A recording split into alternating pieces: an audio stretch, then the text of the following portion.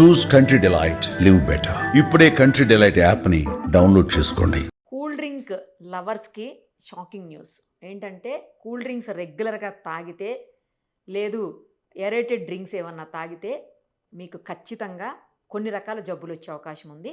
ఇది అమెరికాలో ఒక అధ్యయనం ప్రూవ్ చేసింది. దీనికి సంబంధించిన మరిన్ని వివరాలు ప్రస్తుతం మనతో పాటు లైవ్ కాల్లో అందుబాటులో ఉన్నటువంటి neuro physician doctor Subbaiah Chowdary గారు, యశోద హాస్పిటల్స్ నుంచి. ఆయనతో మాట్లాడదాం ఒకసారి. డాక్టర్ గారు నమస్తే అండి. నమస్తే అండి. డాక్టర్ గారు, కూల్ డ్రింక్స్ తాగొద్దని రెగ్యులర్గా చెప్తూనే ఉంటారు. కానీ రెగ్యులర్గా తాగే వాళ్ళకి మిగతా వాళ్ళతో కంపేర్ చేసినప్పుడు పక్షవాతము, డిమెన్షియా అనే జబ్బులు వచ్చే అవకాశం ఉంది అని చెప్తున్నారు. మీరు న్యూరో ఫిజిషియన్ కాబట్టి ఆ డిసీజెస్ గురించి నార్మల్ వాళ్ళకంటే మీకు ఎక్కువ తెలుస్తుంది.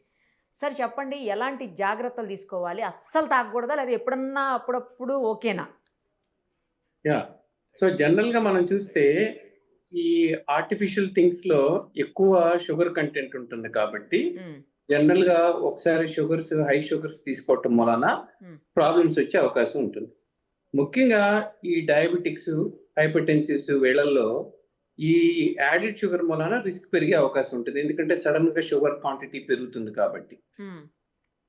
సో ఇంకా షుగర్ లేని వాళ్ళకు కూడా మంచిది కాదు ఇంత హై షుగర్స్ తీసుకోవడం.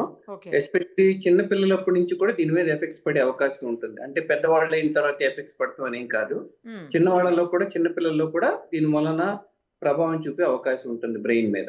సో ఇప్పుడు షుగరు, బీపీ, అడ్వాన్స్ స్టేజ్ వాళ్ళకి ఇంకా రిస్క్ ఎక్కువ ఉంటుంది. సో దీని వలన ఏమవుతుందంటే కనుక బాడీలో జనరల్ గా జరిగే మెటబాలిజం డిస్టర్బ్ అవుతుంది. ఓకే. సో ఈ డిస్టర్బ్ అవటం వలన వీళ్ళకి షుగర్ లెవెల్స్ డిస్టర్బ్ అవటం, అలాగే సడన్ గా కొన్ని ఈ ఆర్టిఫిషియల్ స్వీట్నర్స్ వాడినా కూడా కొన్నిసార్లు ఈ ప్రభావం చూపే అవకాశం ఉంటుందన్నమాట. సో వెయిట్ గెయిన్ అవటం, ఎక్కువ షుగర్స్ తీసుకోవటం వలన, షుగర్స్ కంట్రోల్ లేకపోవటం, వీటి వలన మామూలు మెటబాలిజం డిస్టర్బ్ అయ్యి వీళ్ళకి ఈ స్ట్రోక్స్ లాంటివి వచ్చే అవకాశం ఉంటుంది. అలాగే ఈ ఆక్సిడేటివ్ స్ట్రెస్ మామూలుగా అయితే కనుక బాడీలో కొన్ని ప్రొడ్యూస్ అయినవి ఇమ్మీడియట్గా తొలగించబడుతూ ఉంటాయి న్యాచురల్గా. ఎప్పుడైతే ఎక్కువ క్వాంటిటీ ఉన్నాయో అప్పుడు ఈ ఆక్సిడేటివ్ స్ట్రెస్ అంటారు, ఇది ఎక్కువ అవటం వలన వీళ్ళకి ఇంకా ప్రాబ్లమ్స్ పెరిగే అవకాశం ఉంటుంది. సో దీని వలన ఈ షుగర్స్ ఎక్కువ అవటం వలన బ్రెయిన్ మెమరీ మీద ఇంపాక్ట్ రావటమే కాకుండా షార్ట్ టర్మ్గా బీపీ పెరగటం, షుగర్ అన్కంట్రోల్ అవటం, అలాగే దీర్ఘకాలికంగా స్ట్రోక్స్ బారిన పడే అవకాశం కూడా ఉంటుంది. సో వీటిని అసలు తాగకూడదా అంటే ఎప్పుడైనా సరే తాగకుండా ఉంటే మంచిది. చాలా మంది, కొంతమంది అంటే ఇది అలవాటు కానంత వరకు పర్వాలేదు, ఇప్పుడన్నా ఒకసారి అంటే అది కూడా తీసుకోమనే ఇండికేషన్ లేదు, కానీ బట్ సాధ్యమైనంత వరకు అవాయిడ్ చేయటమే మంచిది. అయితే కొంతమంది ఆర్టిఫిషియల్ స్వీట్నర్స్ గురించి కొంత కాంట్రవర్సీ ఉంది. మామూలు షుగర్ తీసుకోవటం కంటే ఆర్టిఫిషియల్ స్వీట్నర్స్ తీసుకోవటం వలన వెయిట్ కంట్రోల్లో ఉంచుకోవచ్చు, షుగర్ కంట్రోల్లో ఉంచుకోవచ్చు అని కొన్ని అధ్యాయాలు చెప్తుంది. కానీ అది కూడా లిమిటెడ్గా, పరిమితంగా తీసుకుంటేనే మంచిది. అది కూడా పరిమితి దాటితే కనుక దాని వలన కూడా వచ్చే ప్రాబ్లమ్స్ వచ్చే అవకాశం ఉంటుందండి. సార్, ఈ డైట్ సోడాలు కూడా పరిస్థితేనా? చాలామంది డైట్ సోడాలు, డైట్ కూల్ డ్రింక్స్ తీసుకుంటారు. అవి తాగితే ఏం కాదు, మనమేమి ఒబేస్ అవ్వము, లేకపోతే షుగర్ రాదు, ఇందులో షుగర్ ఫ్రీ ఉంది, ఇలా చెప్తుంటారు. కూల్ డ్రింక్స్లో అసలు షుగర్ ఫ్రీ అనేది ఉంటుందా సార్? అంటే కొంతమంది ఆర్టిఫిషియల్ స్వీట్నర్స్ తో ఈ డైట్ సోడాస్ అయ్యి తయారు చేస్తారు. సో దాని వలన మనకి షుగర్ మీద డైరెక్ట్ గా ఇమీడియట్ ఇంపాక్ట్ ఉండకపోవచ్చు. అలాగే కొంతవరకు రీప్లేస్మెంట్ గా కొంతవరకు దాన్ని వాడొచ్చేమో, కానీ బట్ అదైనా కూడా రాను డైరెక్ట్ లింక్ లేకపోయినా కూడా కొన్ని అధ్యాయాలు ఇంకా అధ్యాయాలు రావాల్సినవి ఉన్నాయి. ఇప్పుడు ఉన్నంత వరకు మాత్రం చెప్పేది ఏంటంటే, ఏదైనా సరే హై షుగర్ ఉన్న సోడాస్ కానీ ఈ కూల్ డ్రింక్స్ కానీ తీసుకోకూడదు.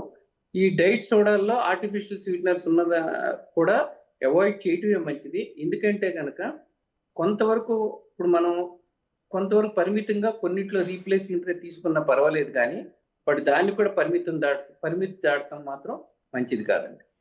సార్, ఇప్పుడు పక్షవాతంతో పాటు డిమెన్షియా కూడా వచ్చే అవకాశం ఉంటుందని ఈ అధ్యయనాల్లో తేలింది అంటున్నారు. పక్షవాతం అంటే బ్రెయిన్ స్ట్రోక్, అది తెలిసిందే సార్. డిమెన్షియా అంటే ఏంటి? ఎవరికి వస్తుంది అసలు ఎక్కువగా అది? సో డిమెన్షియా అంటే మనం మర్చిపోతూ ఉంటారు వీళ్ళు. అంటే సాధారణ మతిమరుపు అంటే ఫర్గెట్‌ఫుల్‌నెస్ వేరు. మెమరీ ఇంపైర్ అవ్వడం దాని డిమెన్షియా వేరు. సో అల్జీమర్స్ టైపా సార్ ఇది? అది ఓకే. ఆల్జీమర్స్ డిసీజ్ ఒక టైప్ ఆఫ్ డిమెన్షియా అన్నమాట. ఓకే. మిగతా ఫ్రాంటో టెంపరల్ డిమెన్షియా అని, వాస్కులర్ డిమెన్షియా అని ఇలాంటివి కూడా ఈ డిమెన్షియాలో భాగం. సో దీంట్లో ఎస్పెషల్లీ రెగ్యులర్‌గా స్ట్రోక్స్ వచ్చే వాళ్ళకి, బీపీ, షుగర్ కంట్రోల్ లేని వాళ్ళకి వాస్కులర్ డిమెన్షియా వచ్చే అవకాశం ఉంటుంది. అలాగే ఈ ఆల్జీమర్స్ డిమెన్షియా కూడా కొన్నిసార్లు స్ట్రోక్స్ లాంటివి వస్తే గనుక అది ఇంకా వర్సన్ అయ్యే అవకాశం ఉంటుందన్నమాట. ఓకే. సో ఇది ఇప్పుడు వయసు పెరుగుతున్న కొద్దికి ఈ స్ట్రోక్ రిస్క్ పెరిగే అవకాశం ఉంటుంది. ముఖ్యంగా 60, 65 ఇయర్స్ దాటిన వాళ్ళకి ఇంకా రిస్క్ ఎక్కువ అయ్యే అవకాశం ఉంటుంది. ఇంకా కింద ఇంకా ఇంకా ఇంకా తక్కువ వయసు వాళ్ళకి కూడా ఉండే అవకాశం ఉన్నా కూడా బట్ ఎక్కువ శాతం 60, 65 సంవత్సరాలు దాటిన వాళ్ళకి ఎక్కువగా ఉండే అవకాశం ఉంది. 45 ఏళ్ల వయసున్న వాళ్ళ దాదాపు 10 ఏళ్ల పాటు అందరిని అబ్జర్వ్ చేసిన తర్వాత ఈ రిపోర్ట్ ఇచ్చారంట సార్. సో అందుకని ఇప్పుడు ఈ వీళ్ళ స్టడీస్ ప్రకారంగా డైరెక్ట్ లింక్ లేకపోయినా కూడా ఇండైరెక్ట్ గా అంటే వెయిట్ గెయిన్ అవటం, షుగర్ లెవెల్స్ పెరగటం, మిగతా మెటబాలిజం డిస్టర్బ్ అవటం వలన ఈ ఈ ఈ ప్రాబ్లమ్స్ వచ్చే అవకాశం ఉంటుంది. అంటే ఉదాహరణ స్ట్రోక్స్ కానీ లేకపోతే మతిమరుపు కానీ వచ్చే అవకాశాలు ఉన్నాయని వాళ్ళు కనుక్కున్నారు. కాకపోతే డైరెక్ట్ లింక్ ప్రతిసారి ఉండకపోవచ్చు కానీ బట్ ఏదైనా దీర్ఘకాలికంగా ఈ మాత్రం మంచివి కాదు. అంటే మామూలు వాళ్ళకంటే మూడింతలు రిస్క్ ఎక్కువ వీళ్ళలో అనేది దాని సారాంశం సార్. అందుకనే ఎప్పుడైనా సరే ఏదైనా కూడా పరిమితంగా ఉండటమే మంచిది. ఇంకా రెగ్యులర్ ఎక్సర్సైజ్ చేసుకోవటం, ఇంకా బెటర్ ఆరోగ్యకరమైన ఆహారం తీసుకోవటంలోనే ఎప్పుడైనా సరే సేఫ్టీ ఎక్కువ ఉంటుంది. సార్ ఇప్పుడు పెద్దవాళ్ళలోనే ఇలాంటి ఇష్యూస్ ఉన్నాయంటే చిన్న పిల్లలు కూడా చాలా మంది కూల్ డ్రింక్స్ రెగ్యులర్‌గా తాగుతూ ఉంటారు. ఏరేటెడ్ డ్రింక్స్ తాగుతూ ఉంటారు. వద్దు అని చెప్పినా కూడా వినరు వాళ్ళు. పెద్దవాళ్ళు కూడా ఏం కాదులే ఒకసారి తాగితే ఏమైతదని వదిలేస్తా ఉంటారు. మరి అలాంటి వాళ్ళ పరిస్థితి ఏంటి? సో డెఫినెట్ గా వాళ్ళకి కౌన్సిలింగ్ అనేది ఇంపార్టెంట్. వాళ్ళకి అవగాహన కల్పించడం అనేది ఇంపార్టెంట్. సో ఎక్కువ అవైలబిలిటీ పెరిగే కొద్దికి వీటి కన్సంప్షన్ కూడా పెరుగుతూ ఉంటుంది. సో ఇదొకటి అంటే కనుక ఒకప్పుడైతే కనుక కూల్ డ్రింక్ తాగడం అనేది లగ్జరీగా ఉండేది. ఇప్పుడే చాలా రొటీన్ అయిపోయింది. సో ఎప్పుడైతే కనుక మనం దీని గురించి అవగాహన పెంచాలి, హెల్త్ ఎడ్యుకేషన్ అనేది స్ట్రాంగ్ గా చేయాలి, స్కూల్ లెవెల్ నుంచే స్టార్ట్ చేయాలి. ఇవన్నీ స్టార్ట్ చేస్తే కనుక డెఫినెట్ గా మనం కొంత మార్పు తీసుకురాగలిగే అవకాశం ఉంటుంది. సార్ ఈ సందర్భంగా ఇంకొక చిన్న డౌట్ కూడా క్లారిఫై చేయండి సార్. జనరల్‌గా కూల్ డ్రింకే తాగొద్దంటారు. కానీ కొంతమంది biryani with cool drink use చేస్తూ ఉంటారు. బిర్యానీ తింటే వాళ్ళకి ఖచ్చితంగా కూల్ డ్రింక్ పక్కన ఉండాల్సిందే. అవి 2 తాగితే చాలా ప్రాబ్లమ్ అవుతది. అవి 2 కలిపి గనక ఒకటేసారి కన్జ్యూమ్ చేస్తే చాలా ప్రాబ్లమ్ అవుతది అని చెప్పేసి గతంలోనే కొన్ని మనం స్టడీస్ చూసాము. రిపోర్ట్స్ కూడా ఉన్నాయి. నిజమేనా సార్? అది ఇప్పుడు స్టిల్ అది అలానే ఇప్పటికి అనుకోవాలా మనం? సో ఎప్పుడైనా సరే దేంట్లో అయినా సరే ఏదైనా అధికంగా సాల్ట్ ఉన్నా, అధికంగా షుగర్స్ ఉన్నా, అధికంగా కార్బోహైడ్రేట్స్ ఉన్నా, అధికంగా మసాలాలు ఉన్నా కూడా ఇవన్నీ ఎప్పుడు ఒంటికి మంచివి కాదు.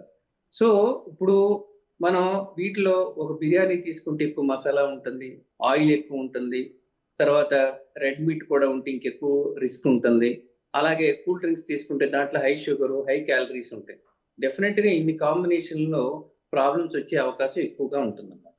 తప్పకుండా మనం ఇన్ని కాంబినేషన్స్ తో తీసుకుంటే తరచూ తీసుకుంటే ఇంకెక్కువ డేంజర్ ఉండే అవకాశం ఉంది. సో ఇలాంటి కూల్ డ్రింక్స్‌కి, ఏరేటెడ్ డ్రింక్స్ అన్నిటికి కూడా దూరంగా ఉండాలి. తప్పకుండా దూరంగా ఉండాలి. ఎందుకంటే కనుక దీని గురించి సరైన అవగాహన కూడా కలగాలి అందరికీ. Correct sir. సో దాన్ని ఎంతవరకు మనం స్కూల్ లెవెల్ నుంచి స్టార్ట్ చేసి పిల్లలకి హెల్త్ ఎడ్యుకేషన్ చేస్తే కనుక వీటన్నిటిని మార్పులు తీసుకొచ్చే అవకాశం ఉంటుంది. సార్ ఈ సందర్భంగా ఇంకొక విషయం కూడా చెప్పండి. కొన్ని ఇవి ఉంటాయి, ఏమంటారు, హెల్త్ డ్రింక్స్ అంటుంటాము. లేకపోతే స్పోర్ట్స్ డ్రింక్స్ అంటుంటాము. వాటిని కూడా ఎక్కువగా తీసుకోవటం మంచిది కాదు అని విన్నాను నేను. కానీ స్పోర్ట్స్ పర్సన్స్ రెగ్యులర్‌గా కన్జ్యూమ్ చేస్తూ ఉంటారు వాటిని. చిన్న పిల్లలైతే అస్సలు తీసుకోవద్దు అని అంటారు. నిజమేనా సార్ అది కూడా?